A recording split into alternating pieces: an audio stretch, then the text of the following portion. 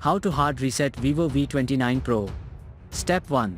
In the beginning, turn off the Vivo V29 Pro by using the power button. Step 2. Press and keep the power button plus the volume up simultaneously. Step 3.